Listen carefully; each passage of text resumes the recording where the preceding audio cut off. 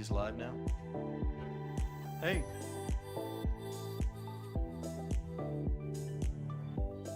Like we're on camera right now on Facebook? Hey guys. I guess we're live. Music playing. But they can hear us talking. Are you sure we're live? I'm not showing it.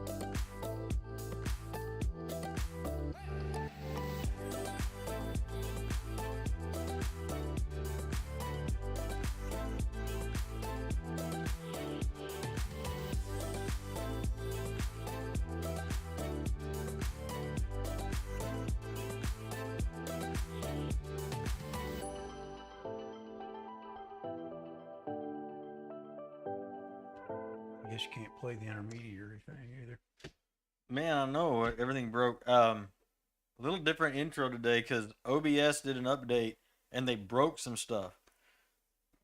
OBS is the podcast software we use. Stinking software developers. That's what they do though. They break stuff. They're irritating And people too. What I do for a living, if you don't know, I test software for a living. And this just means if you're a developer and you're watching this, somebody didn't self-test their code to see if it was going to break stuff. That's exactly what happened. I would be writing this up as a bug and sending it back and being like, you need to fix this nonsense. And what has that got to do with our topic today? Nothing. Well, it does, actually. Today we're talking about our enemy. Is that pretty fair? Yeah, so you got to put on your kingdom thinking caps, as my first grade teacher would have said. And we had to do this when you were in first grade. You had to put on your thinking cap. Your thinking cap, because I don't know any other creative way to put it out there. Before we jump into talking about our enemy and how we deal with him, it, them, whatever personal pronoun the enemy chooses these days, I'm feeling a little salty today. I ain't gonna lie. That update must have threw you for a loop. It just kind of irritated me because it's just unnecessary. Anyway, sorry. I know, right? I don't like to give a lot of attention. Like, I think sometimes we give too much attention to the enemy, to talking about the enemy. Well, we do. We give way too much attention to the enemy. We being our culture, our church culture. But at the same time, he is walking around as a roaring lion, seeking whom he may devour, as he said to the Lord. And he's very real. And he does have dominion and authority that was given to him by God to do things in this realm, in the earthly realm.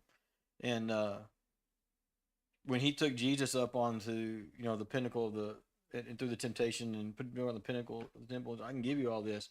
It wasn't really true because Jesus has all authority. But to some degree, the enemy does have the ability to influence and bring up earthly things.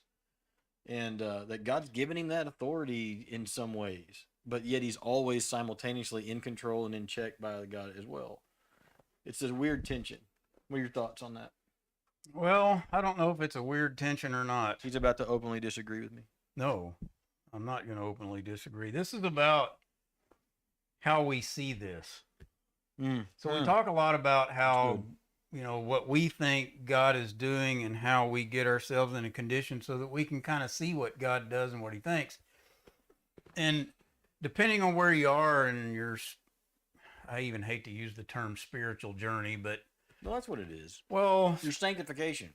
It is sanctification, and Hebrews would call it your maturity level. Yeah. So let's just call it like it is. Okay. Not trying to talk down to anybody, but I mean, we got to have relative terms here that don't change. Yeah. Or we'll be all over the map. So, my wife tells me I come across a lot more gruff and those kinds of things and people around me, and I get that. Don't mean it, but She's not wrong. Anyway, well, I guess if you've come from some of the things I've had, it wipes out niceties to a certain extent. But I'm really just a big lovable fuzzball. But anyway. So we talk about these things with God, and looking at Satan is not different. You have to look at him through the eyes of God as well. because where God is, what God thinks, and what God does, that is reality, not where we're at and what we think we're dealing with and those things. And that's a mind shift. That's a thing that maturity brings over a period of time, I guess, or as with me anyway, where I even look at myself when I'm in bad places, whether I'm, irritated like you were with the software stuff at something, or kicking myself because I'm feeling pretty useless today or whatever that is. Those are not real things. And I've learned to catch myself. And one of the scriptures we're going to read here in just a minute in Corinthians is that scripture where it talks about taking these thoughts captive. Right. And what that means is that when I'm feeling those things, whether I'm really ticked off and it's making me lose my Christian walk, so to speak, or I'm in the depths of despair, I'm at a place now to where sooner or later I'll catch that and I'll see what it is. And I have to get a hold of that and go, I don't care what I'm thinking or how I'm driving this thing or what it's making me feel like. I have got to find out where the kingdom stands in this. And it checks me. And I may have to go apologize, or I may have to, you know what I mean? Right. But the point is that you have the capacity to get right. Not always by your own power, but by the Spirit that lives within us. Right. So, with all that said, in looking at Satan, what does that mean? Well, when we sin or do things or see people sinning or see something evil going on in the community, it's right to blame Satan to a certain extent. He does have dominion and authority as far as we're concerned. That's a good way to put it. Yeah. And so that's the vision. That's the difference that you have to get a hold of. Because as a saved Christian, Christ and everything he is, and the Lord God in heaven, 100% of who he is all the time is within us. Right. And it's his power. We don't get to wield it when we want to. We have to wield it how he wants it wielded. Well, he'll wield it through us as we yield to him. Well, maybe even yes, as we yield in various aspects and stuff. And the thing is, the maturity level, you get to a place and you just kind of stop. And you don't know how to deal with stuff. So then you start talking about demonology and witches. And you know what? All those demons and stuff, they're real. I've probably seen them in more ways than a lot of people would ever care to. And I didn't go looking for them just in my mission travels and all that kind of stuff. And I don't go looking for them now. Because there is one thing for sure. If you put aside the Spirit of the Lord and you want to go stare the devil in the face and tell him how you're going to take him down, after he gets done laughing, you're going to find yourself with his foot on your neck. Well, and I think a good biblical example of that is the sons of Sceva, where they went up and tried to cast out these demons and they got their tails kicked and sent away naked. And, because that's a good picture. The demonic response was, Jesus we know, Paul we've heard of, who are you? And at the same time, he was probably getting punched in the mouth. Yeah. And so we've been talking about shadow versus reality a lot. That's just where I've been studying and encouraging people on the positive side to look past the shadow of religion, look past the shadow of your negative circumstances, to find the reality of what God's thinking and doing and all that kind of stuff. Well, the flip side of the coin is to look past the shadow of the negative and the bad things and the conflict and oppression and all of those sorts of things too, to see what really kind of led me into this thinking process was studying for Wednesday night. I'm doing some teaching out of Matthew 16 where Jesus rebukes Peter. And he says, I'm going to go to Jerusalem, I'm going to be whatever, I'm going to be killed and tortured. And Peter infamously says, well, not on my watch. I paraphrase. How far be it, Lord, whatever. And when he says, no, that's not going to happen, Jesus turns and says, get thee behind me, Satan. Very famous passage that everybody's familiar with. And there's like, man, Jesus called Peter the devil. And I would submit that though he was in our understanding and physical relations of, humanity, he was speaking to Peter. But he was addressing the enemy, really, legitimately. He wasn't necessarily calling Peter, you are the devil. It was, there's a spirit of Satan that's influencing you to tempt me to do this. So you got to be careful how you word that stuff, because it, well, saved people can't be. That's not what I mean. I know that. But depending on where you're at, you may start getting confused by that stuff. I would tell you he was talking to Peter. It was kind of a both and. I would agree with that. Well, and what I mean by that is that Satan was obviously in the background pushing what he could push. Right. So, and I say that very deliberately. So how do we know all this stuff? Well, we talk about figuring out what God thinks and does and all that. Well, we look at specific peoples and their walks and those kind of things and watch how God does things. We can do the same thing with Satan. Mm-hmm. And we have some very specific places. We've got Adam and Eve in the garden. Yeah. The serpent. We've got Job, which is probably the most famous one, so to speak, and probably the most in depth. And then we've got where he takes Jesus out in the wilderness, or Jesus goes out in the wilderness, and Satan is there, and Satan gets to have at him a little bit. Yeah. So those are very open things for Satan himself.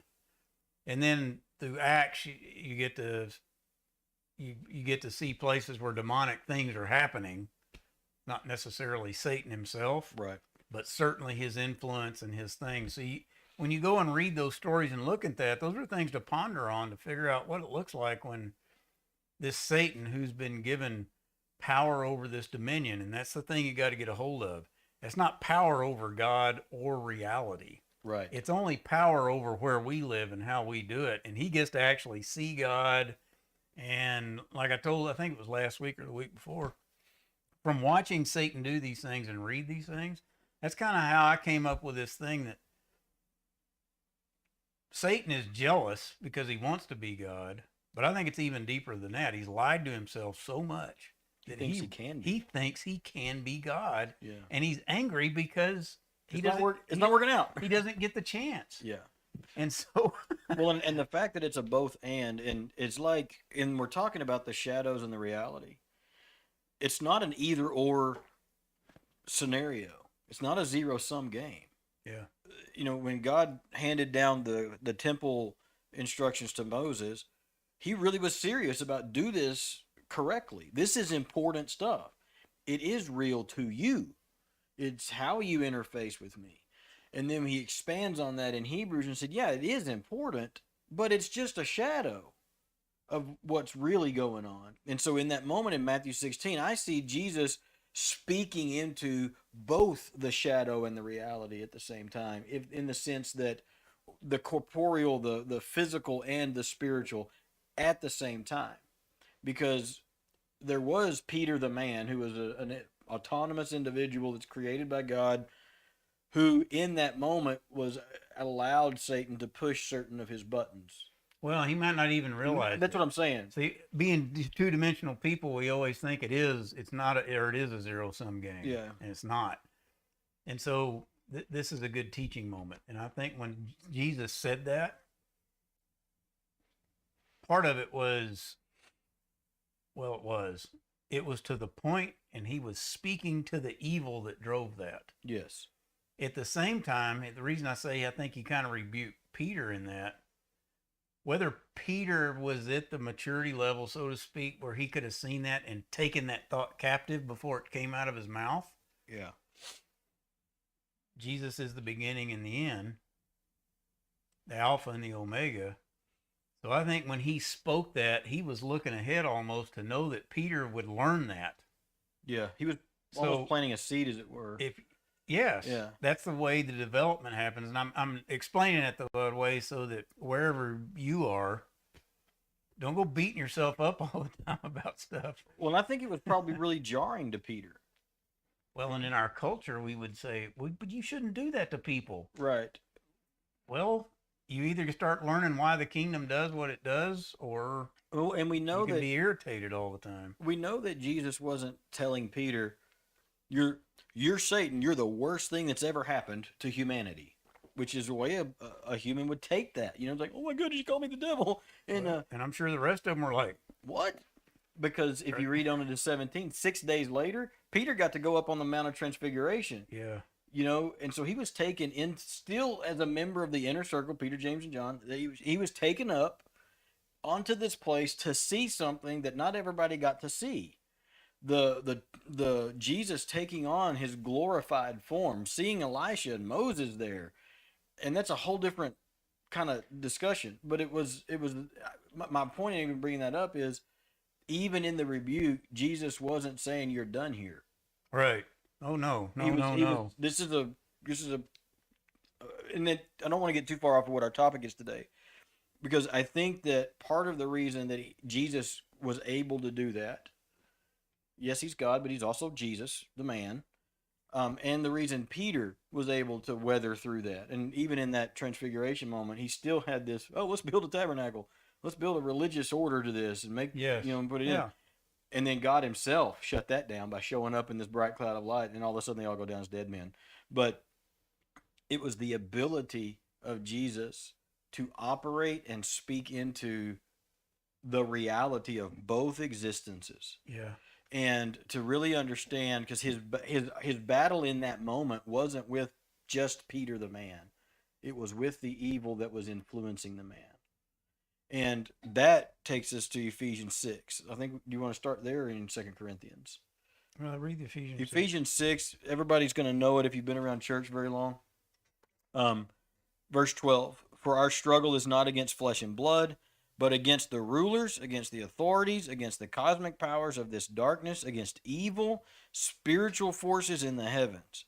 For this reason, take up the full armor of God, so you may be able to resist in the evil day, and having prepared everything, to take your stand.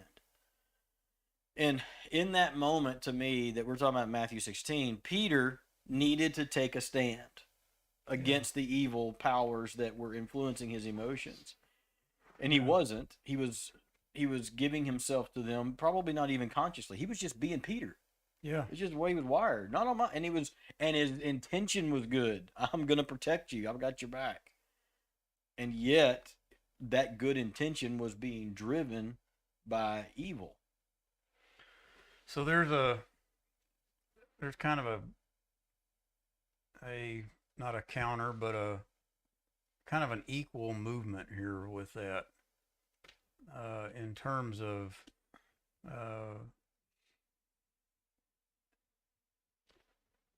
I believe that Jesus corrected that. He corrected Peter, and he was identifying what Satan was doing in there. And, I think Peter was like going, what do you mean I'm Satan? Yeah. There was probably all kinds of things going through his head. But what was implanted there, not just from Jesus speaking, but it's almost like because of Peter was a creation of God from way back. And I think God even looked at it from a position where you do have the capacity, because I created you to be able to ascertain some of this stuff. Yeah. Now that got to have saved in the spirit. Knows, not even getting into that argument. Just look at this on a really big picture. So, but when Jesus speaks that, however Peter took it, however long it took him to be able to look back and go, that was the moment. I know what he was talking about. Not arguing when he was saved at Pentecost or whatever. I mean, some of that's kind of obvious, I think. But wherever that transpired, because we're talking about the Peter that wrote the books now. I mean, that guy, he had some vision, right? But when Jesus spoke that, and Peter realized what it was, Jesus was looking at a time down the road where growth and maturity and those kind of things take place. That's looking at things the way God does. Mm-hmm. In contrast to that, the reason I bring this up is because I know Matt a long time. I walk in here, he's mad at the OSB, and and I'm coming in here all spiritual, ready to talk about the kingdom. I'm really making this bigger than it is, but for a reason. Well, something sets in my craw, and I'm like looking at Matt, and I'm going, you are not a kingdom individual. And that's a marker that places in my head. And so from now on, because he's having a bad day, I've got a marker in my head, and that's what I think about him all the time. And not really, and we won't let that go. That's not kingdom thinking. Right. That's very linear thinking. I can't get past what they did or what I saw them do, whether they did it to me or I just saw them doing it somewhere else. So I override them with that thought over everything that happens. You can't let go of that and see. If you did that, you'd see Peter where he was told Satan get behind him. And then the verses the Peter that's writing the books in the Bible, you got to be able to look at that and go, wow, look at that growth, and accept it. Instead of going, yeah, I know what he's writing over here. And yeah, it's good, but I saw what he did over there. You can't. That's Satan stuff. Yeah. That's what that is. And you know, you got to forgive and you got to let go. And those things are learned. But I'm telling you, those are the points where Satan's pushing. And over time, you got to start learning the battle is against the flesh, is not against the flesh and blood. It's not what he invokes in me in some memory that I have that's not worth anything. I got to look at him where he is right now and what he's done. And I can contrast it to what I saw over here and go, wow, there is a big difference in there, and accept it for where it's at. That's kingdom thinking. Which actually segues into 2 Corinthians 10, because to me, Ephesians 6 lays out the reality of what's happening.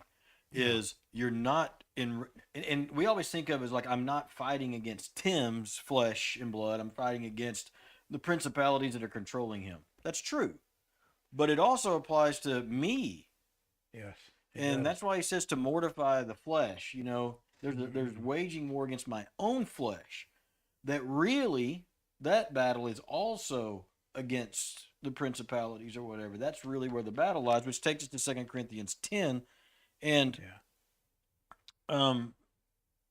what is it, verse 4? Is that where we want to? Verse 3. He says, for although we live in the flesh, we're talking about, because in Ephesians 6, he says we don't battle against flesh. And yet in 2 Corinthians 10, he says, but in fact, we do live in the flesh. It's a good, comparison. But we do not wage war according to the flesh. Now, in Ephesians 6, he says we're not waging against the flesh. To me, this ratchets it up and says not only are we not battling the flesh, we don't even wage war according to or in the rules of, with the rules of engagement are even different. Yeah. Like if I was just, you and I got crossways with one another and spirit was not involved, it's just flesh. Well, we just need to go outside and settle it, and at our ages, that would be hilarious. It would be a TikTok worthy video because it would last about 4 seconds and somebody who's going to be limping or out of breath or on having the way a heart attack. Have a heart attack. It's like we were boxing one time and we were back here at Software Builders here in Martin's Mill, and we decided we were going to box at lunch, and I boxed a couple of rounds and we were like 1 minute rounds, dude. And after a 1 minute round, I looked like that me character that's like overweight, couldn't breathe, But he's telling us in 2 Corinthians, he's like, Ephesians says we're not doing it we're not battling the flesh, and even if we were, but we're living in it, but we have different rules of engagement. Then he says in verse 4, since the weapons of our warfare are not of the flesh, but are powerful. And there's a, and I won't even read the rest of it yet. He's making a contrast there that's interesting to me. Is that the weapons that we would use in the flesh are not powerful. Yeah. And that's the power of our words, our anger, our physical whatever. We're going to fix this. Yeah. They're not powerful weapons. But these, he says, are powerful. But they're powerful through God. Yeah. Through the demolition of strongholds. And if you cross-reference to me the fact that he's like, in Ephesians, we're not wrestling flesh and blood. And there are people that kind of take this to some weird, crazy levels, but there's some truth in the fact that we're not even battling political parties. You're not battling governments nearly as much as you are. He says we are battling the spiritual forces behind them. Yeah. If you go to the Bible Project on YouTube has a section of videos on just the spirit realm, angels and demons and that sort of thing. And they have one that talks about this. And it is excellent. It's a cartoony little thing, but it's probably one of the most concise understandings of how kingdoms and realms and men and authorities that we would see as authorities on the earth are influenced by spiritual authorities. And when you can kind of get this silly cartoon picture in your head of it, you tick me off.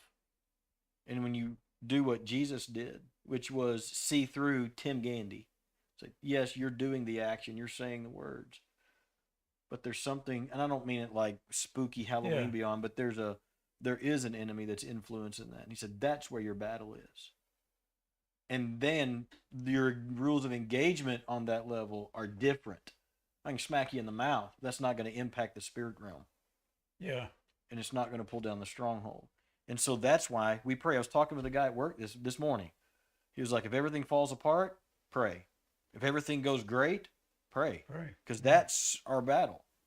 And that's the way that we wage war. And he says to put on the armor of God. And all of the armor of God really is just mindsets towards who we are in Christ. If you think about it. Yeah. The helmet of salvation, that's a remembering a reality of that we're saved. The breastplate of righteousness. Now that reflects our actions, that we're living holy and righteous lives. The shield of faith, that's a gift of God. And, the sword of the Spirit, that's study. The Gospels, the good news, shod your feet, and the belt of truth, and those sorts of things. And it's really just how, the reason that we spend so much time talking about vision and how we see the world and seeing things the way God sees them, or trying to, with minds that aren't like his, is because all of our weapons of our stand, the weapons of our warfare and everything, are absolutely 100% tied to seeing reality like he sees it. Does that make sense? It does make sense. It just what made me think of something here. Is it 1 Corinthians 2:14 or 2 Corinthians 2:14? That says what? It says, but the natural man does not accept the things of the Spirit of God, for they are foolishness to him, and he cannot understand them because they are spiritually appraised. But he who is spiritual appraises all things. What that means is you can know the mind of God. The more you hang out in him, the more you start seeing and understanding those things. And the more it looks different than the world around you. Yeah. John the Baptist. And, oh, man, we could go off in 5,000 different directions on this kind of stuff, in a good way. But don't be so scared of the things that are demonic. I have a healthy appreciation for that stuff. Like I said, I don't go looking for it. Don't even want to get into those dark realms. But my view on it is that Satan is nothing more than a tool of God. What do you mean he's a tool of God? He's evil. He's a tool of God in the fact that God uses him at his pleasure, at God's pleasure. And that seems kind of weird, but even in Corinthians, I think it's in Corinthians, they were having some really moral, ugly stuff going on in there. And Paul told some of these people that won't let go of this stuff, I think they were saved. He said, cast them out, let Satan have them for a while. Whoa. Yeah.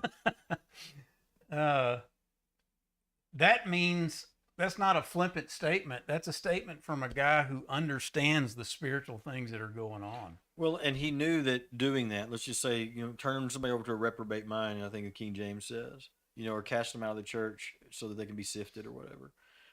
He knew that was going to be tragic. It was going to be hard. Yeah. But he understood their position, their declared position in Christ. Yeah. In such a way that he's like, I'm not concerned about their soul. He was concerned about their flesh's willingness to turn loose. Yeah. You know what I'm saying? Because he left the door open for them to come back. And he understood God's position is not linear. God's understanding of how he sees the end from the beginning. And it's not just that he manipulates the present because he happens to know what the end is. That's very shallow theology. It's that he's working the whole thing. All things do work together. Yes. Past, present, and future. My brain starts melting when you start trying to articulate that, because our brains just kind of fry when you start thinking about it or trying to articulate that sort of an existence into a two-dimensional mind, which is what we kind of have. And it's not about following the rules. I pray a certain way to deal with demonic things. Should you pray to deal with demonic things? You bet you should. Again, this is about how you look at it. The biggest fight that we have as humans, trying to get ourselves, and that's not even an accurate way to say it, trying to get ourselves right with God, is giving up the right of ourselves. And we may say, I give up the right to myself. But there's things in you that you don't even know that you haven't let go of or that you even need to. Right. And that's where the sanctification thing, let me tell you something. When you give up your life to God and you really want to do that, and the Spirit can dig in places you never even could conceive that you had. Yeah. And it will rip them up by the roots. Well, when he said, take up your cross and follow me, that's really the next part of after the rebuke of Peter is how do you even explain that? Oh, you know, the cross is an agent of death. It's capital punishment, whatever. You know, you want to kill myself. That's not what he's saying in the physical. He's like, you got to give up everything, including everything in yourself, self-preservation, self-exaltation, self-promotion, because it's simply not about you at this point. And he's like, give up all of your stuff. Everything that you hold dear is on the table. You got to be like Abraham putting Isaac on the altar. He was the child of promise, and we know that Abraham believed God because it says so, and it was counted to him as righteousness. And it's a play on words. It's all, you know, all of that kind of stuff. But it says the Lord will provide himself a lamb. And linguistics would say he meant he's going to provide himself as the lamb, or he really means he himself will provide something. I don't care how you linguistically divide it. He believed that God was going to do something, even if it was raise Isaac back up. Yeah. You know, I believe that's why he had to call out to him twice. Well, but that's the other thing that you got to remember. At the time he offered him up, if he would have asked him to do it 20 years before, he wasn't ready. Right. There was a growth function in that thing. And that kind of ties back to what I was talking about earlier. But what does that got to do with Satan? Well, we know that Satan is always trying to get hold of everything that belongs to God. Because even Jesus said, Satan's asked to let Satan sift you like wheat. Yeah. And he almost said it in kind of they were talking a conversation that came out and they kept talking about something else. It was like, the other day Satan came by and said, hey, let me have Peter. It was all like you were asking for a donut. So, yeah, if a bunch of spiritual eggheads were sitting around like us saying about that, you know, we'd have parked on that and been trying to, and to God, it was like it wasn't even, he knows it's there all the time and it doesn't manipulate him. Yeah, right. And so, then that's the guy that lives within us. And you look at his response to it, though, but I've prayed for you. And he doesn't say, I've prayed for you so that you're not sifted. That's not what he said. Right. He says that when you return, you'll encourage the brethren. Yeah. And there's an indication in there that he's like telling the devil, I'm reading into, okay, this is not me quoting scripture or whatever, so don't take that like that. But the connotation is kind of like he said, you'll have your day. You'll have your day with him. But he's not going to stay there. Yeah. And he's like warning Peter, a sifting is coming, bro. Yeah. But I think that's right. But when you come back, I'm praying for you. He wasn't even praying for him about the sifting. If you read the text, he was praying about what he was going to do when he got back. Yeah. When he was returned to his strength, to encourage the brethren. And if you read the books that Peter wrote, he is supernaturally, not just because it's inspired scripture, but just his demeanor is different. That's a guy that's looking at things from the kingdom perspective totally. That's not the Peter that was walking around with Jesus. He was still in a learning phase, if you want to call it that, and it wasn't their time. But he was willing to be transformed. Yeah. See, that's the place where all the apostles, they gave up themselves to be transformed. And then we see them in their later books and that kind of stuff versus when they were walking around kind of being doobers. And they were. Yeah. They were not the same people. And so there's a development there, and that's what we get to see. And sometimes the Lord uses Satan to deal with things like that, because if he's living in you, it's almost like he's going to let Satan have the things you want to do that are not right. It's going to burn out. Yeah. That's not the way to do it. Don't get me wrong. I'm not telling you to work out your sin until you're tired of doing it. Not saying that. But from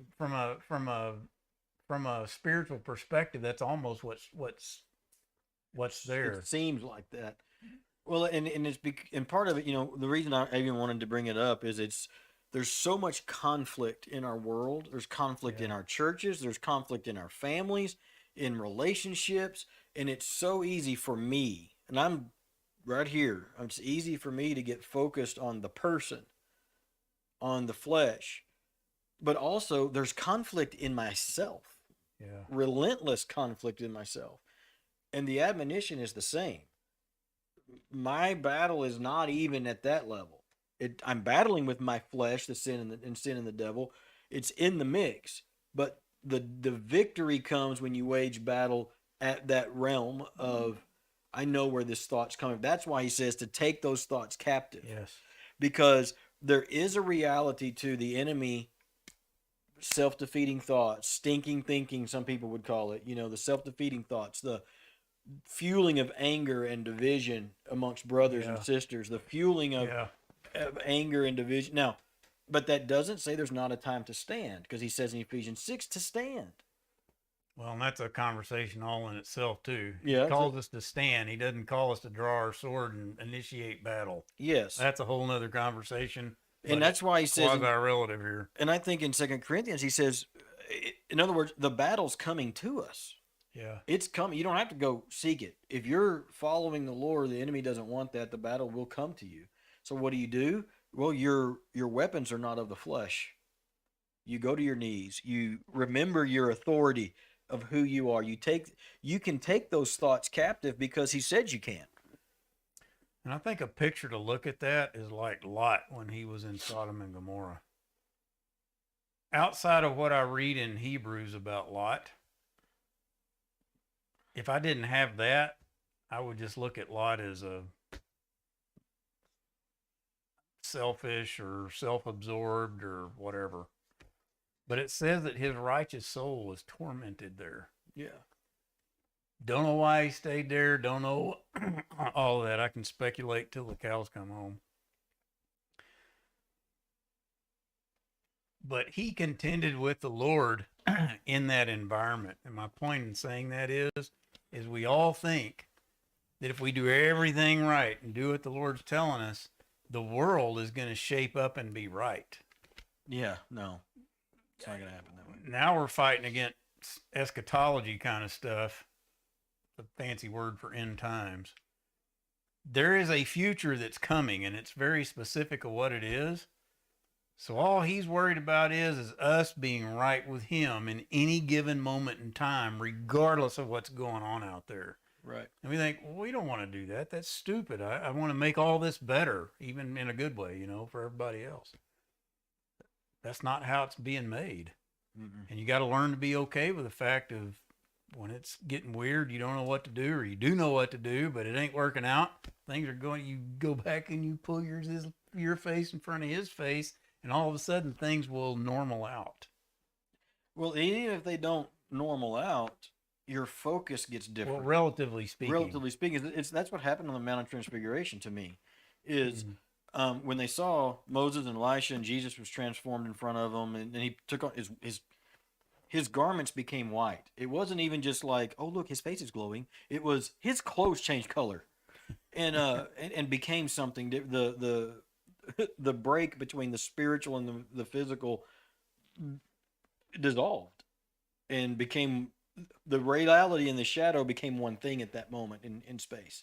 And I think people would say, but I don't have any transfiguring moments. Yeah, you do. Yeah, you do. If you've been convicted, or you see things, or you find a joy all of a sudden of what's going on, That's the kingdom working. Exactly. That's being in the face. That is a transfigured moment. Well, and Peter saw that and recognized that it was something special and something awesome.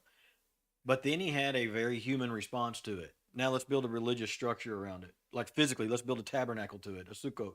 Let's build let's build three of them, one for each. Yeah. And you can almost see it. It stopped short of it, but you can see his thinking pattern. Then people could come up here to this tabernacle and they could worship here. They could really hey guys, he said we build these. They'll get to meet God like we did. Yeah, yeah. And so his motive was good in that he wanted people to see, but it wasn't for them to see. In fact, that's at the instance where the light cloud shows up, starts speaking about his son who he's pleased in, and they, in the presence of Yahweh, they're toast. And on the way down the mountain, Jesus says, "Yeah, don't tell anybody about this." Yeah. So the thinking, the fleshly thinking was we have to build a religious structure to make sure if we do that, everybody will experience this same thing at the end of it. And if that would have happened today, there would have been a 10 steps to the transfiguration moment. It would have been how to bring your church to the mountain or whatever, And Jesus was like, "Yeah, don't tell anybody. This isn't for them." And when you can look at things like that and you couple it with, all right, we're not wrestling against flesh and blood, whatever. When the wheels start going off of everything, and we talk about putting your face back into his, that's when you're like, I don't know what to do here. Yeah. The proper response is what they had at the end. They got on their face before him. Yeah. And they're like, I don't know what to do with what I'm experiencing. I'm just going to experience it, and I'm going to trust you in it. And that's the hardest thing for us to do. Well, it is a hard thing to do, but that's where you get refreshed. That's where things come back into focus. That's where you get the courage to move on. And we want to have it happen one time, and then we're encouraged and we're complete. We never have to deal with that again. Well, if you do that, you don't need God. And he's the key factor in this thing. And so regardless of what the culture's doing, regardless of what you've done in your past, and Satan's banging away on all that stuff. That's how this conversation got started. But he's not really a factor in what goes right. Yeah. That's the trick. And all the demonology people get into, and I know it sounds like I'm beating them up, but I'm not. I was going to say that. And I don't mean it like that. There's some people that really get into had to deal with some serious evil kind of things like you would think of, I guess, in the movies and whatever. But the reality of who Satan is, that's just another place where you can be scared and not know what to do. It's not any different than your family falling apart and you don't know how to deal with it. It's the same thing. And it's the same approach to dealing with it. I'm not saying that the family falling apart is a demonic thing, but it may be a part of that. But if you were actually doing the deep demonology kind of stuff and you're afraid of that darkness and that kind of stuff, that's being fed one way, and you're in fear. You don't have fear when you're dealing with the Lord. You have respect, and the fear helps clear up. Well, and a great example of that, and we got to land the plane, but is when the apostles were, it was Paul, I believe it was, and the little fortune teller girl. Oh yeah, was traveling with them for 3 days or so, it says, and she was a sorceress, as it were, a fortune teller. She was plugging into this dark realm, and the story reads that she was doing this for and she was actually speaking truth about them. They're the prophets of God. Blah, blah. Yeah. She wasn't lying, but it wasn't a good thing. And they seemed to have tolerated her. There wasn't like, oh my goodness, there she is, and get the holy water. That wasn't what happened. But it literally reads, when she began to annoy Paul. Yeah, when he got annoyed, he's like, all right, I've had enough of this. He turns around, rebukes her, demons cast out, and everybody gets freaked out because that's how they made money. I mean, it was just like this domino effect. But the thing that cues me in on there is Paul's response, and his attitude was not fearful. It was the Yeah. kingdom view was, yes, this is dark. Yes, it's not good. We get that. But I'm not threatened Yeah. because I understand who's ultimately in charge. Yeah. And that's for me in both of these passages at the end of this discussion is my admonition is for people to remember who's ultimately in charge. And I've said it a million times in so many different arenas and domains. Understanding the sovereignty and providence of God has helped me deal with so many things I didn't know what to do with. Yeah. It's because you can trust the sovereignty of God. Now, do I have difficulty explaining to people how God is still good and this horrendous evil has happened to them in their lives? Yeah. I do. It's hard. I've had to sit down and do it with young kids and them asking the questions, why is this happening to me? Being in not just in foster care, but working in, the rehab facilities and things that I've worked in, you see stories and I don't always have the words for that. I because I can't see the end. Yeah. I don't know. Um, but I do know he's good, and I just have to keep saying it. And that's my encouragement out of these passages are you're not wrestling against whoever it is you think you're wrestling against. Yeah. You have to remember who you're wrestling against, which is the principalities. And that to me is an encouragement because on that level, we actually have very powerful and strongful weapons, 2 Corinthians 10. Yes. And those powerful and strong weapons will tear down strongholds. So we have to remember our rules of engagement attached to and targeted towards the right enemy.